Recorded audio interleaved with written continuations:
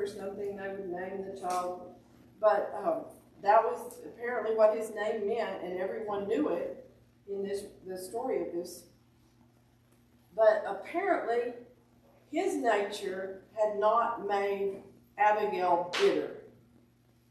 The Bible records this, that Abigail was a woman of good understanding. Some translations say wise, discerning, intelligent, and she was beautiful in appearance. So she had beauty and brains here.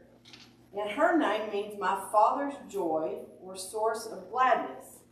In this time period, marriage was primarily patriarchal. It was a contract, usually between fathers, and that, which makes a lot of sense here with Nabal being so wealthy, that it was probably an arranged marriage.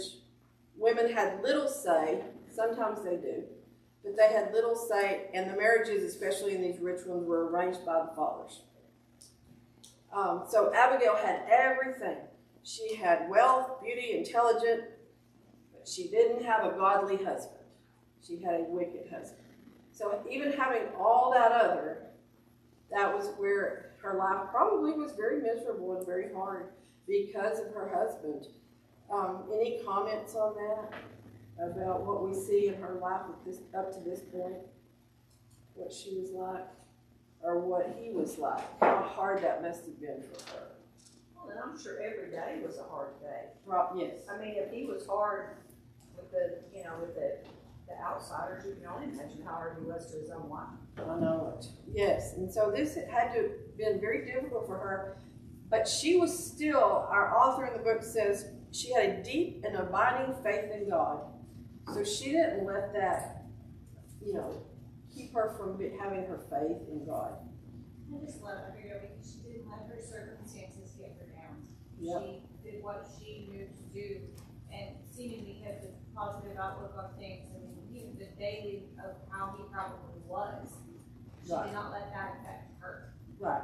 And she had courage even here. She could have been so beat down by him that she was like, whatever, But she shows courage here.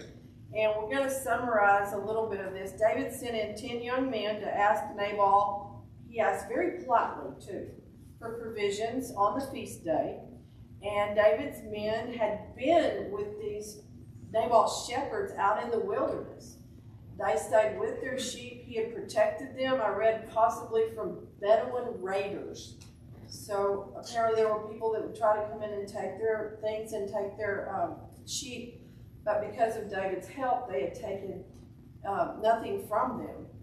And so in verse 10, we have Nabal's response there.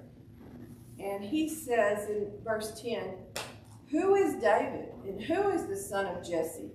There are many servants nowadays who break away each one from his master." Okay, this sounds, like he doesn't know who he is, but that's not the case probably. This was very insulting, and at this time, the people of Israel would have known that David had been anointed king. They would have heard of the victory of Goliath and the victory over the Philistines. They would know that Saul was chasing him and that he was the anointed king.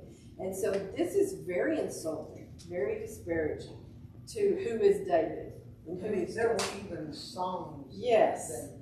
And he says who is David, but he knows what his dad's name is. So, he was just very rude and evil to him. And if you will notice in this, anybody know how many times he said I or my? 7 times. So that was my question. Oh, yeah, that's true. It was one of the questions. He said, let's see. In verse 11, "Shall I then take my bread, my water, my meat that I have killed for my shearers and give it to the men when I do not know where they are from?" Notice he gives God no credit. He has meat, he has bread, he has shearers, he has water, which this area probably lacked water, so that was a thing. And he took credit for all this. This is like the guy in the New Testament that's building bigger barns. What can I do? And this was very insulting to David. And so when the men returned and told David these things, David made a vow to kill all the men there with Nabal. And so he went armed with 400 men to accomplish this. So in the meantime, Abigail hears. If, let's see, Maddie, could you read verses 14 through 17 for us, please? Sure. Now one of the young men told Abigail, Nabal's wife, saying, "Look, David sent messengers from the wilderness to greet our master, and he reviled them. But the men were very good to us, and we were not hurt, nor did we miss anything, as long as we accompanied them when we were in the fields. They were a wall to us both by day and night. All the time we were with them, keeping the sheep. Now therefore know and consider what you will do, for harm is determined against our master and against all his household, for he is such a scoundrel that one cannot speak to him." All right, if you'll notice here, what did the men think of David and his group? Yes, they were kind to them, they protected them. What did they think of Nabal? Scoundrel. He was a scoundrel. And they say he was a wall to it. They were a wall to us. They helped us. They accompanied us. And right here, I think this sentence, "for he is such a scoundrel that one cannot speak to him," that tells us a lot in this story. He knew better than to go to Nabal and say, "Look, they're going to come." You know, he knew his reception would not be good. And so he went to Abigail. As the author in our book said, he had lost the respect of his wife and his servants. He had no respect. But he thought he was very important. Yes. That was one of the characteristics I thought of Abigail. Even the servants knew where to go. Yeah. He knew that she would take care of that. She knew that she could somehow make sure that doesn't happen as far as the men coming to kill them all. So Right. And I thought he's that one was- of the men, that's going to get killed. The way I understood the Hebrew in this, David had said every male. He was mad. Everybody was going to die. But this sentence says one cannot speak to him. He knew, they knew, you can't reason with him. There was not going to be any way out of this without Abigail intervening, and she probably knew that there was no reasoning with him. So here is where we see Abigail, her wisdom and her courage. She decides, and very quickly, she doesn't know how much time she has. David could be on the way. Quickly and decisively, she went into action to protect everyone, even her husband. She was protecting his life as well, and his servants. So as you think about this as real events, I don't know, maybe some of you can imagine getting together 200 loaves of bread, 2 skins, which is many gallons of wine, 5 sheep that were already ready to cook, 5 seahs or 45 quarts of roasted grain, 100 clusters, that's a lot of clusters of raisins, 100 clusters of raisins, and 22 fig cakes. And she quickly got this together to transport on donkeys to meet David. And this was probably already being prepared to a certain extent for the shearing feast, but still, doesn't it sound like she was a very good organizer, of her household to be able to do this? And what struck me kind of interesting, that's what they funny, but interesting, she didn't go to her husband. Right. She went to David. She knew, she knew she couldn't reason with her husband, so she's going to go the other direction. Laura? Well, the man had respect to come to her for her, but she didn't do all of this by herself. Right, no, And absolutely. so she had the respect of all of them. It seems like that I know they certainly had to obey her probably, but still, it seems like she had the help of everyone. Right. And the respect of everyone, which speaks very highly of her. Yes. And she did it the wisest way possible. It just seems to me like. So she is going to offer peace as David is coming to offer violence. And so we have peace heading toward violence and anger, and they meet. And I read one thing that said there was the way that was written, there was probably a ridge in the mountain there, and maybe they just met right there.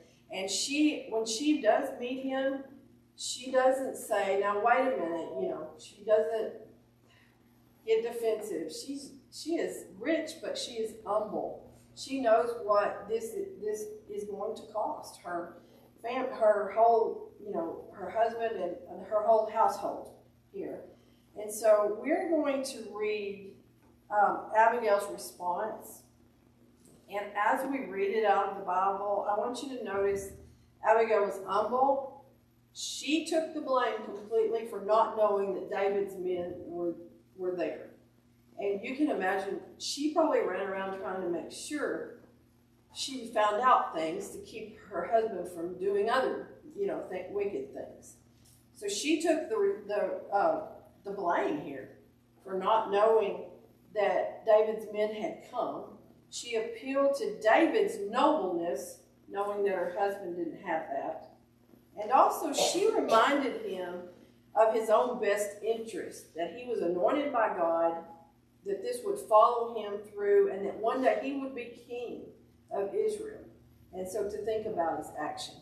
So let's read.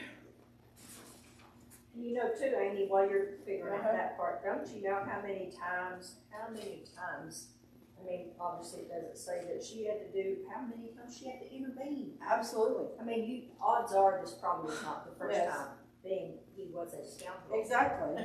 And so she's probably just chasing him around trying to make sure that more disaster doesn't come on her household. And this one seems like a major disaster because And can you imagine how many servants it took to get all of this together? She told some to go on ahead and say, I'm coming. yes, and Nabal didn't know. Yeah, but I mean, Yes. all of the servants Yeah. would have known What she was knew doing. what she was doing. All right. Who wants to read 24 through 31? Laura, Katrina? Go ahead, Laura. She fell at his feet and said, On me alone, my Lord, be the guilt. Please let your servant speak in your ears and hear the words of your servant. Let not my Lord regard this worthless fellow Nabal, for as his name is, so is he. Nabal is his name, and folly is with him. But I, your servant, did not see the young men of my Lord whom you sent. Now then, my Lord, as the Lord lives, and as your soul lives, because the Lord has restrained you from the blood guilt and from saving with your own hand, now then, let your enemies and those who seek to do evil to my Lord be as Nabal. And now let this present with your servant that your servant has brought to my Lord be given to the young men who follow my Lord. Please forgive the trespasses of your servant, for the Lord will certainly make my Lord a sure house, because my Lord is fighting the battles of the Lord, and evil shall not be found in you so long as you live. If men rise up to pursue you and to seek your life, the life of my Lord shall be bound in the bundle of the living in the care of the Lord your God, and the lives of your enemies. He shall sling out as from the hollow of a sling. And when the Lord has done to my Lord according to all the good that he has spoken concerning you, and has appointed you prince over Israel, my Lord shall have no cause of grief or pangs of consciousness for having shed blood without cause, or for my Lord working salvation himself. And when the Lord has dealt well with my Lord, then remember your servant. Okay. She gave such a passionate speech here, and it's so wise that the way she worded it to stop David, to make him think about what he was doing here. Now, he made a vow to God in this. He vowed to God to kill everyone there, but it was not a wise vow, it was a rash vow, and she very kindly and wisely, calmly reminds him of that. Any comments over what she said here? Well, I mean, the fact that she calls him a scoundrel, Yeah. I mean, and that folly is with him, And don't you think she's kind of telling David, you can't reason with him? I couldn't reason with him. You're going to be the reasonable one here to stop this. You're going to have to be the one that stops this. She asked him to forgive him. Yeah, I mean, right. that's pretty heavy right there, just to. Well, and knowing what her life has been like, and remember, we're going to get to this later, she has no idea that God's going to strike Nabal. She is trying to save his life and the lives of her whole household here. And so her comments here are very wise. And David, who is described as a man after God's own heart, he answers her immediately with gratitude that she stopped him from responding rashly and with regret. How many men, once they've said, I'm going to go do this, even if they think, oh, probably shouldn't, but I said I was, so to save face, I'm going to do it anyway. Not even about murder, but about other things. They said they're going to do it, so to save face, they have to carry through and do it. And David didn't do that here. We see that in David a lot. He is ready to repent and to say, I shouldn't have done this. He was man enough to admit that he was acting rashly and that he needed to, not carry through with his vow here. God never holds him accountable for that vow because it was a rash vow that he shouldn't have made. And so while we're studying Abigail, we can all learn from David's reactions here. And this is a lesson we all need. We, and especially me, do not respond in anger. Think about it. Think about our actions before we respond. When we realize that we have responded in anger, to not just continue in stubbornness to prove that we were right, but turn around and say, that was not what I should have done. And he was grateful for her, to be grateful for the ones that point us in the right direction. Sometimes we want to kill the messenger. And he was grateful to her for stopping him here. Any comments on David's reaction here? I just think it's so, when he's got 400 men with him ready to go slaughter, and yet when she meets him, he completely says, wait a minute, you're right. How many men would say, they might say that to another man? Yeah. But to a woman? Yeah. And David, he admitted here that he was wrong and he stopped his actions. And so it's a very telling thing, why that David was a man after God's own heart. He would always repent. Can we think of another time that he acted impulsively, it got him in trouble, and then when he was confronted on it, with Bathsheba, he acted impulsively. He got in a lot of trouble. He ended up committing murder. But when Nathan, the prophet, went to him and Nathan said, thou art the man, David didn't try to make excuses. He said, you're right, and he repented. And he went and sacrificed. And so this was David's character, and sometimes he may have acted rashly, but he always realized that Abigail stopped a slaughter that day. When she returned home, probably out of experience from the past, she did not tell Nabal immediately because it says he was very drunk at his feast. So she probably knew better at that point than to tell him what had happened. I kind of wonder about his intelligence, because what did he expect to happen? I don't know. Here's David, he's out there fighting Saul's men and the Philistines and Goliath, and I wonder what he expected to happen, but he just thought he was so important that it didn't matter. So when she did tell him the next morning what almost happened, his heart became like stone, and the author of our book said he had a stroke, which is very reasonable. It could have been a stroke, it could have been a heart attack, it could have been whatever. And it said then after 10 days, the Lord struck Nabal and he died. Remember, Abigail had no idea that was going to be the consequence here. She had saved her household and her husband from this. And when David heard this, he sent and proposed to Abigail to become his wife. notice she did seem to have a choice here. She sure didn't have any time to grieve. No.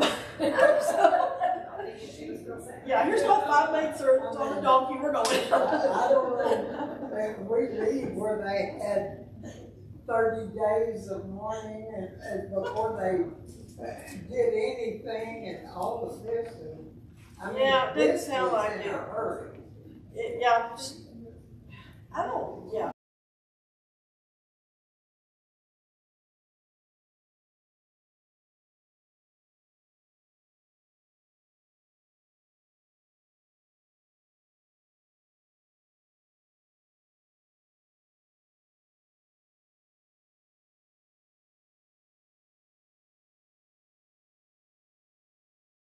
Then she arose, bowed her face to the earth, and said, Here's your maidservant, a servant to wash the feet of the servants of my lord. So Abigail rose in haste and rode on a donkey, attended by 5 of her maidens, and she followed the messengers of David and became his wife. Okay, Abigail here becomes David's wife. She was probably the 3rd wife of David. He was married, yeah, I know. He was married to Michal, the daughter of Saul, but she was not with them at this time. Saul had taken her and given her to somebody else. So it says that there was one other. Later it tells us that she did have a son by David named Daniel. And so it's interesting to me that he's never mentioned again. He's probably the 2nd son of David in there, if it tells you in order. But he is never mentioned as causing trouble. He's never mentioned as trying to take the kingdom like some of the other sons of David did. And so how much do you think his gentle and humble mother had influence over here where he is never mentioned as one of the children of David that was rebellious or troublemaker? We don't hear anything about him again.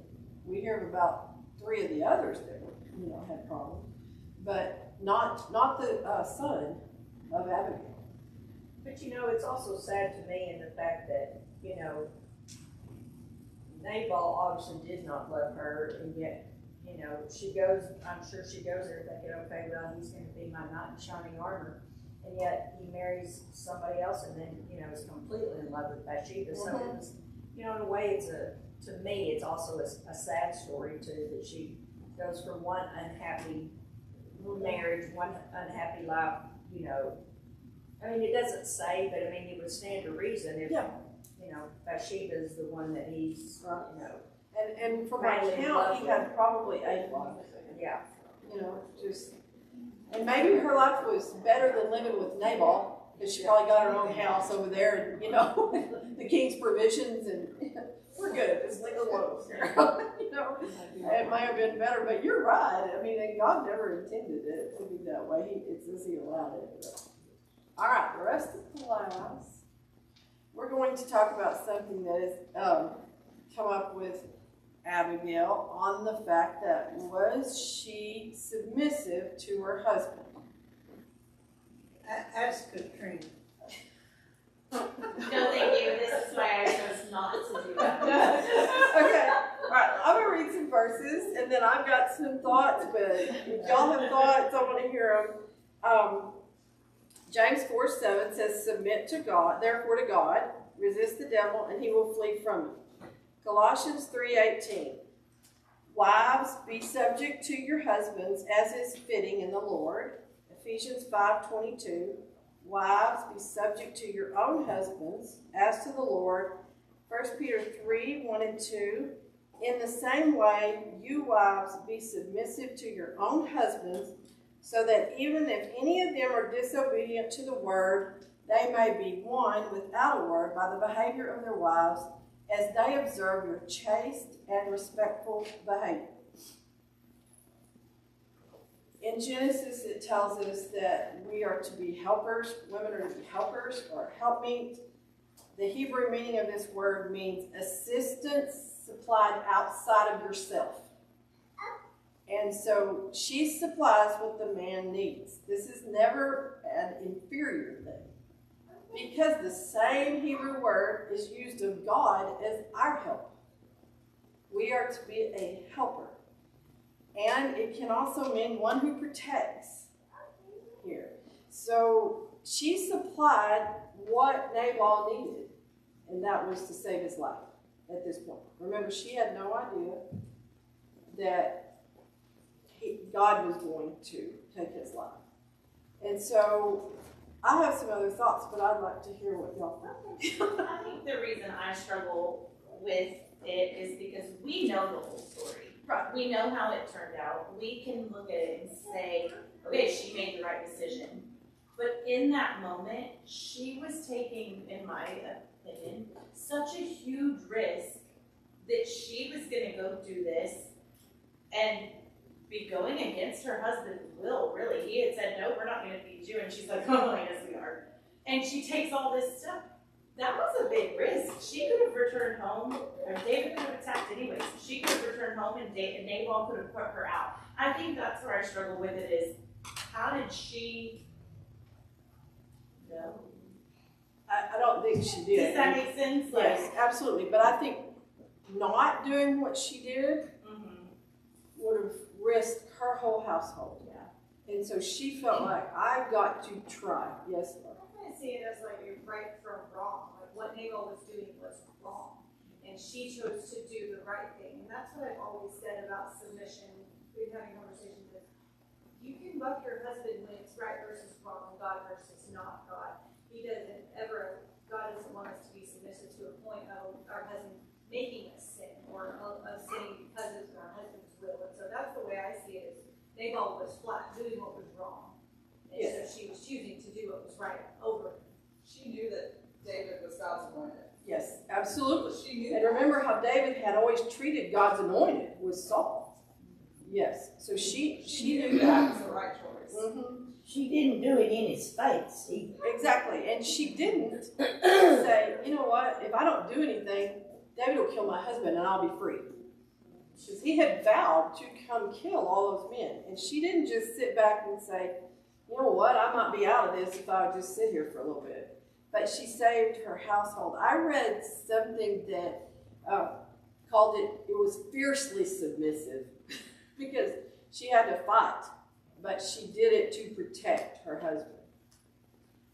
And so, because remember, she didn't know how this was going to end up. When she went home having saved those men, and she went and told Nabal, she had no idea. She thought she would continue living the same life she had always been living. She didn't know what would happen here. And she prioritized godly wisdom over a foolish husband and saved her household. And it's like Natasha said earlier, I think she had become quite seasoned in this approach of how to deal with things. Right, I think she had too. And I think what Laura said too, the command to be submissive has to be seen in the light of our behavior has to be consistent with being submissive to the Lord first and to doing what is right. We can't ever use submission as an excuse to sin. You know, well, this is what, my husband said, so I have to do this. And submission always means honoring the authority God has given another person over us. We are submissive to husbands, to elders, to the government, but we are always submissive to God first. Yes, Angie, sir. I mean, this might be more piling on what everybody said, but I mean, you kind of read the verse where if the woman is a God-fearing, Christian, and the man is not, the man kind of becomes holy from her. So she probably had some other responsibility on her anyway, because she was the spiritual leader by default. Yes, And you're so right. she kind of had the responsibility for everybody under her. Yes, and she was knew probably that that's what it was for. what wise leader to the rest of her household. Right. And But I mean, they like I said, obviously knew. mostly what everybody would say. And all of these servants were, male servants were gonna be killed. Right, right. It was their life Mm-hmm. also. Yes. And remember, Daniel was not submissive to the king when he was told not to pray, because he honored God above all else. And so we have to make sure our actions are consistent with God's will first and His word. Yes.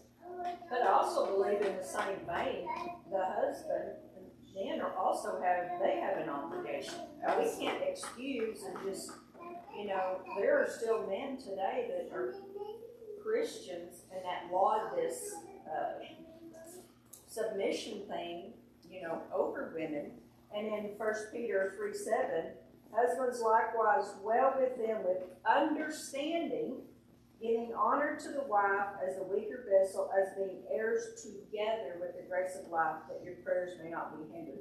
He has a very large responsibility that he doesn't cause her to sin and just say, I'm the husband, it's my way or else. Because, Yes, because you've got to come back and say that weaker vessel. Right. And they're commanded to love their wives as Christ loved the church. And is gentle, loving. Think of how Christ is with the church. Mm-hmm. Forgiving, all of the Protecting, things. yes. Yes, and so once a man breaks all of these things he's supposed to do, that wife still has to serve God first. And having all of these servants killed was not Right. in anybody's best And interest. she knew it was evil, and she knew she was the only one that could stop it. And in Acts, we remember it says Peter and the other apostles answered and said, we ought to obey God rather than men. Right? I don't know what all she knew, and of course you have like Teresa, you have to put yourself in her situation, but not only did she save her servants and her men, and she may not have gone with his intent, but she mentioned it kind of in the words she said. She saved David from committing True. this huge atrocity. True. And so, And being she remembered just when he took care of- became king as Yes, slaughtering so the many people. different things, and now that she had thought about there, I don't know, but she kind of said that, like in her thing of, you don't need to do this either. Right. And one thing I like in this is when you back up and realize she didn't have the knowledge of what God was going to do here. She let God handle the punishment here. She didn't just say, good, Nabal be gone. And there's other. She let God, the Bible says in Hebrews 10:30, for we know him who said, vengeance is mine, I will repay. She let God take care of Nabal. She didn't know that was going to happen. She saved his life from his own consequences. So that was her being his protector, submissive, because she saved him from his own consequences that he caused. And from David's wrath. And she let God handle it. And it says very clearly, the Lord struck Nabal and he died. And so we know who did this here. And she didn't throw a party or anything after he died. She's got me real fast. I've been singing Ding Dong, the Fool is Dead. I don't know.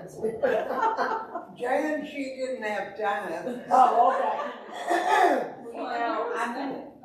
I'm sorry.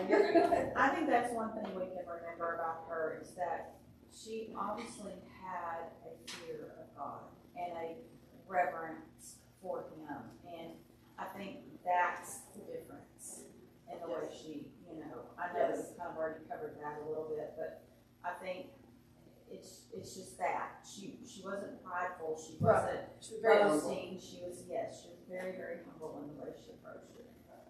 Betty? Well, the way I think it, there wasn't anything really great that was gonna come of this for her.